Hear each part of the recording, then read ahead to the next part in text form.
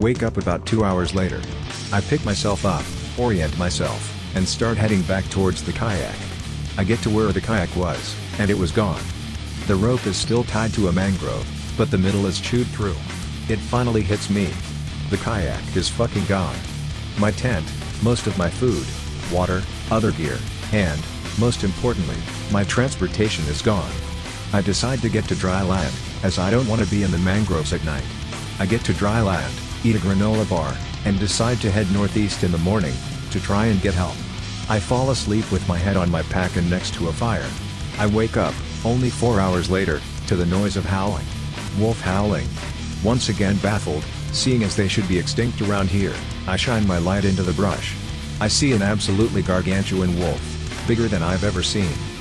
Think the size of a rhinoceros. I flip the fuck out, and add what little drywood I have to the fire. I spend the night clutching my rifle next to a dying fire. They eventually fuck off, but I don't let down my guard. Around sunrise, I immediately head northeast. I'm tired, hungry, thirsty, and just want to get help. I'm slow and trudging through knee-high water. I consider ditching the rifle to get rid of weight, but then I remember those wolves. I keep going on and on, mindlessly, checking every 10 or so minutes to make sure I am on course. In the middle of these mangroves is a small dry area. I figured that I could rest here for a short while. I walk into the clearing and I see a structure. It's a pyramid. In the fucking Everglades. Think pig related, but smaller. I am dumbfounded at what a pyramid would be doing this far out here. I didn't think that the local tribes ever got this advanced. I needed to keep moving, but I just found a hidden pyramid in the middle of the Everglades. Archaeologists and historians would kill to find this. I figure I need to stop and at least look at the place.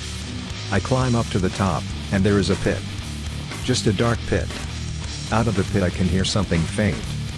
I get down on all fours so I can hear it better. I realize that there is wailing coming from the pit. Grieful, painful, wailing. I promptly get up and try to get the fuck out of there. In a rush, I trip, see a pattern? After tripping, the wailing turns to straight up screaming. It sounds like a fucking banshee. I am convinced that anyone within 10 miles could have heard that shit. It was deafening. I started hurrying back down, when I see those damn dogs. There was a pack of 5 of them, all completely fucking huge. I drop my pack, and climb up a cypress tree. I fire all 5 of my rounds into the biggest fucker there. He bleeds out under the tree, while the screaming from the pyramid is just getting louder and louder. The pack drags away the dead dog into the mangroves. I take my opportunity, jump down, and start booking it northeast. I left my pack to save weight, and I'm going through the mangroves as fast as I possibly can. I even throw aside the rifle, as I have no ammo for it, and it is just dead weight. Eventually, after an hour, I can't hear the screaming anymore. I'm dehydrated as fucking hungry, but I keep moving forward. I find myself on a road, loop road scenic drive, with a bunch of police cars. They hesitate when they see me, because I look like I've been through hell and back. They get me water and a granola bar, and tell me to sit tight for an ambulance. When I ask how they knew to find me, they said some guy on the road called in about hearing incessant shooting a couple hours prior, and they had been searching since. I get to the hospital, and the police interrogate me. I hesitate, and tell them that I got lost, and fired those shots at an alligator.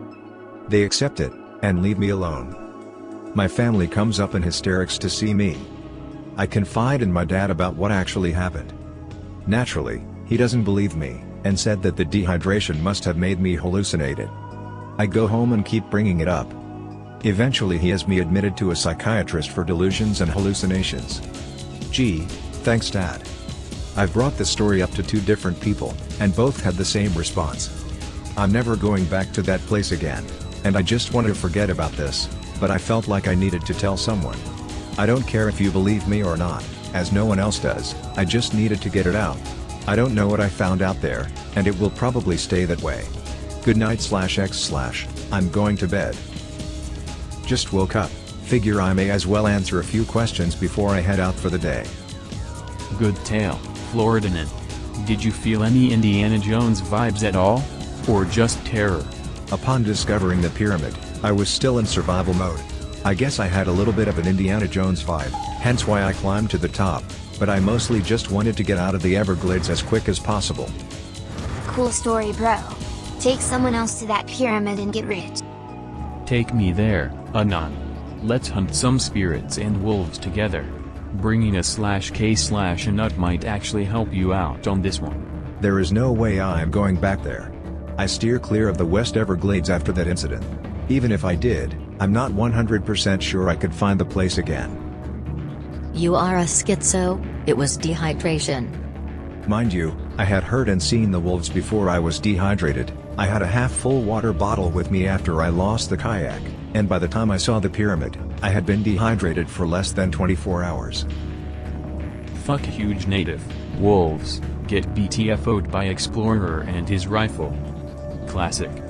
Why didn't you tell about the pyramid though?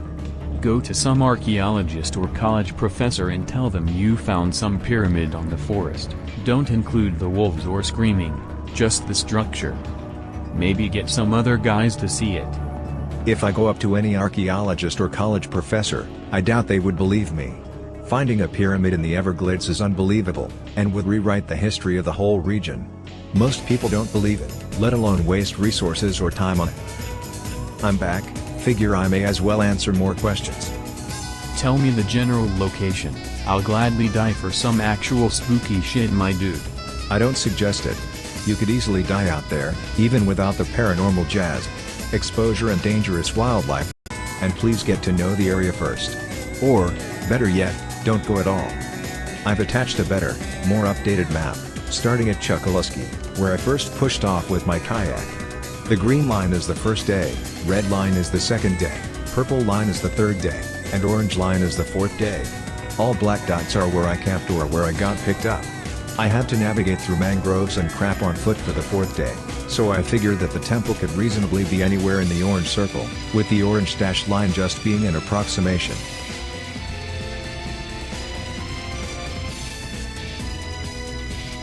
My face when my great-grandfather's groundhog rifle is a M1903 Springfield. He must have really not liked groundhog.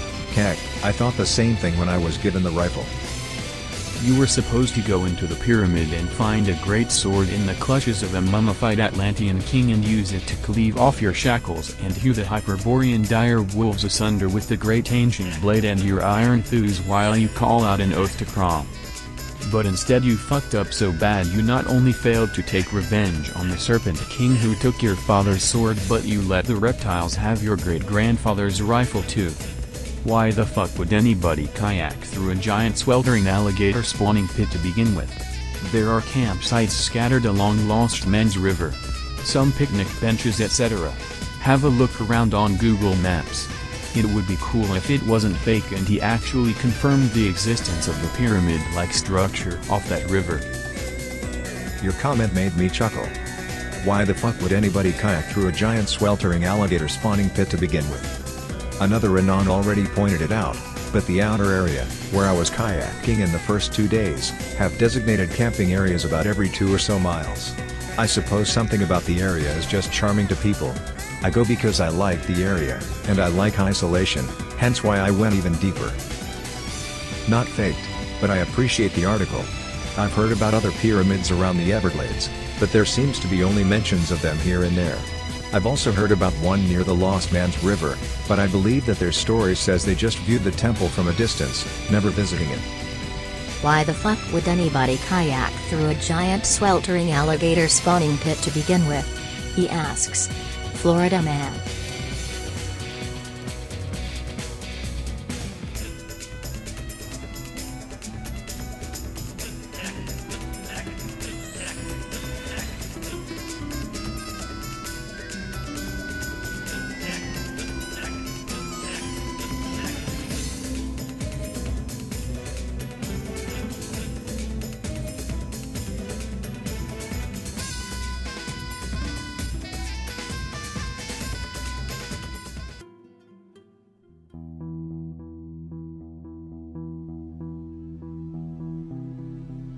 I almost had a heart attack when I saw this thread. From age 12 to 17 I would always see this man. I named him Skinwalker, and I never knew why. It just felt right. This is my first time on /x/, but I have a story if you'd like to hear it. Do it. Of course we fucking want to hear it. Welcome to /x/ new fag. Yes please, OC always welcomed. Do it FGGT. Okay. Here goes. I've always had an overactive imagination. I'm an artist and I was diagnosed with ADHD as a child. Never medicated though. So my mind was constantly everywhere. And I was always drawing and fucking around as a kid. My imagination would do terrible things to me sometimes, probably a result of watching horror movies at a young age. Scary shit lurked around every corner. But on one occasion I knew it wasn't just my imagination. I was in 6th grade at the time. Probably 12 or so. And I lived in a small town of a major highway. Like seriously small. The only major thing in the town burned to hell 20 years ago. Then a kid died in the high school so it was condemned. The only thing around here was a cemetery, lake, post office, gas station, all on about 4 blocks of town. Another strange thing about this town is the fact that in the early 900s it was booming. Now it was a dusty literal ghost town with about 40 people living there. People who never spoke or went outside. The only other kids were my best friends. And there were only 3 of us, and every morning we walked together to the bus stop. And none of us spoke on most mornings. One morning it was more foggy than usual. But I remember it was cold and a little misty outside.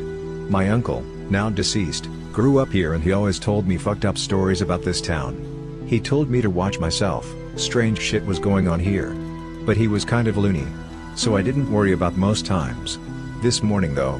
This morning felt off. I wasn't too stressed because I knew the others would be walking up soon enough. And when they didn't, I started freaking out. And when I stood alone at the bus stop my imagination started going wild.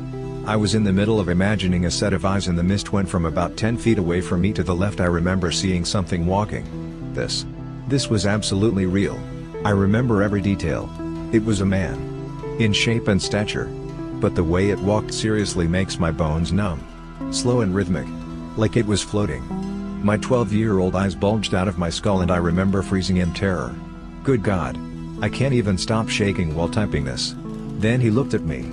Fucking looked directly at me. Eyes. His eyes.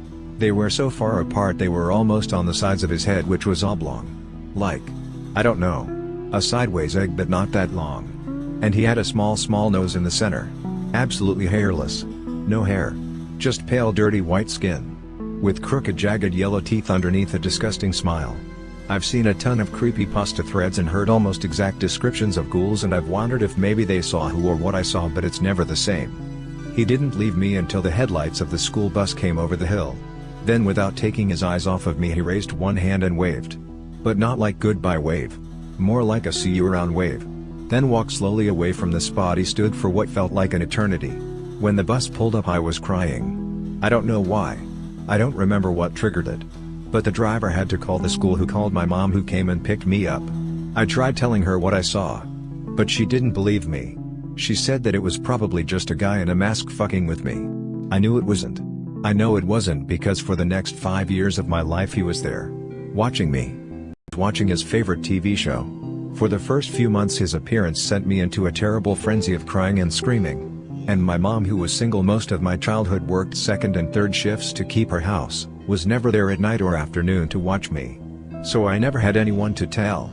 I was frightened and alone so much, but whenever I would see him I would call my grandma and talk to her on the phone hoping he would see this and think I was talking to the cops or something. I don't know, I was between 12 and 13. I would shift the blinds and watch TV and try not to think about it.